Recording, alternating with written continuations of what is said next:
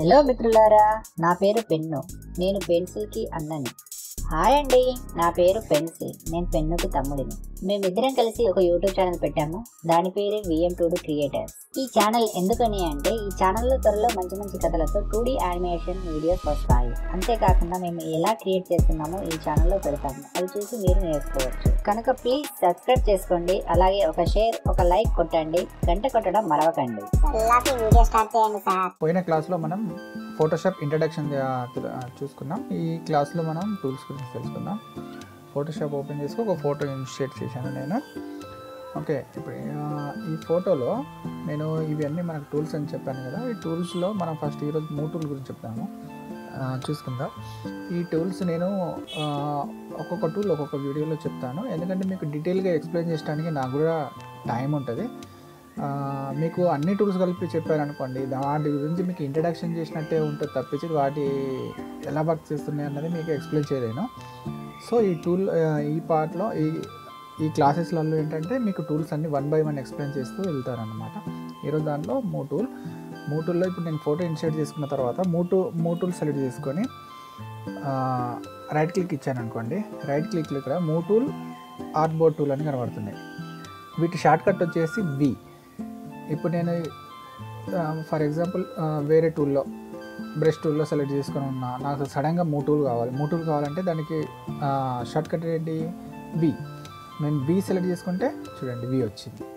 ఇప్పుడు 3 టూల్లో మనం చూసినాం కదా, 3 టూల్ ఉంది, ఆర్ట్ బోర్డ్ టూల్ ఉంది. ఆర్ట్ బోర్డ్ టూల్ కావాలంటే మళ్ళీ ఇప్పుడు షిఫ్ట్ పట్టుకొని మళ్ళీ V నొక్కాను అనుకోండి, చూడండి ఇక్కడ ఈ ఐకాన్ వచ్చేసి ఆర్ట్ బోర్డ్ టూల్. అక్కడ ఏ ఐకాన్ అయితే ఉంటుందో ఆ ఐకాన్ సెలెక్ట్ అయిందన్నమాట. ఇప్పుడు చూడండి ఇక్కడ ఆర్ట్ బోర్డ్ టూల్కి ఈ ఐకాన్ ఉంది, 3 టూల్కి ఈ ఐకాన్ ఉంది. రైట్, మనం 3 టూల్ తీసుకున్నాం. ఓకే, ఇప్పుడు ఈ టూల్స్లో సైడ్కి చిన్న చిన్న యారోస్ కనబడుతున్నాయి, మీరు చూసారా? ఇవి అంటే ఈ బ్యాక్గ్రౌండ్ లాక్లో ఉంది. ఇది ఎప్పుడు పనిచేస్తుంది? మనం బ్యాక్గ్రౌండ్ అన్లాక్లో ఉన్నప్పుడే పనిచేస్తుంది అన్నమాట. ఇప్పుడు ఈ లాక్ పైన మనం క్లిక్ చేసుకున్నాం అనుకోండి, బ్యాక్గ్రౌండ్ అన్లాక్ అవుతుంది. ఇప్పుడు మూవ్ చేసుకుంటే మూవ్ అవుతుంది. రైట్, మరి ఇది మూవ్ అయింది కదా. ఇప్పుడు నేను ఈ సెలెక్షన్ టూల్ తోటి, రెక్టాంగిల్ టూల్ తోటి మూవ్ చేసుకున్నా, సెలెక్ట్ చేసుకొని ఇప్పుడు మూవ్ టూల్ మళ్ళీ నేను షార్ట్కట్లో V నొక్కి మూవ్ చేస్తున్నా. చూడండి ఏం మూవ్ అవుతుంది? ఫోటో మూవ్ అవుతుంది. మనకి ఏదైతే సెలెక్ట్ అయి ఉందో దాన్ని మూవ్ అయింది. ఇంతకుముందు ఏం మూవ్ అయింది? మనం ఏమి సెలెక్షన్ చేయలేదు. సో ఫోటో మొత్తం, ఆబ్జెక్ట్ మొత్తం మూవ్ అయింది. అది ఏదైనా సెలెక్ట్ అయి ఉన్నప్పుడు మనం మూవ్ టూల్ యూజ్ చేస్తే మూవ్ అవుతుంది. సెలెక్షన్ అయిన పార్ట్ మట్టికే మూవ్ అవుతుంది. లేదు మనకు ఏమీ సెలెక్ట్ చేసుకుండా మూవ్ చేస్తే ఇమేజ్ మొత్తం, ఆబ్జెక్ట్ మొత్తం మూవ్ అవుతుంది. రైట్, ఇప్పుడు కంట్రోల్ జెడ్ కొట్టి నేను బ్యాక్ వచ్చాను. బ్యాక్ వచ్చిన తర్వాత మళ్ళీ నేను రెక్టాంగిల్ టూల్ తోటి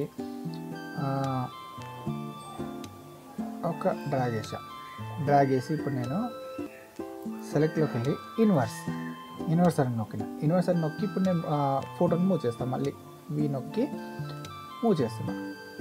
చూడండి ఇప్పుడు ఏమవుతుంది? సెలెక్షన్ మనకి ఇక్కడ ఉంది, ఇమేజ్కి ఉంది, బట్ మనకేమవుతుంది? ఫోటో మొత్తం మూవ్ అవుతుంది. ఎందుకు ఇట్లా అవుతుంది? మనం సెలెక్షన్ని ఇన్వర్ట్ చేసినాం కాబట్టి. ఓకేనా, అర్థమైందా?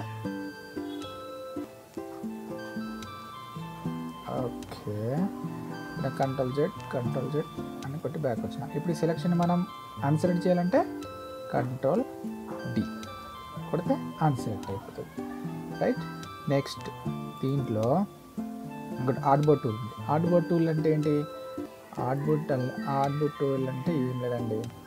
ఇక్కడ మనకు టూల్స్ గురించి తెలియకపోతే దీనిపైన అడిగి ఇక్కడ కన్సర్ పెట్టినా అనుకోండి, అక్కడ create move or resize multiple కన్వర్సెస్,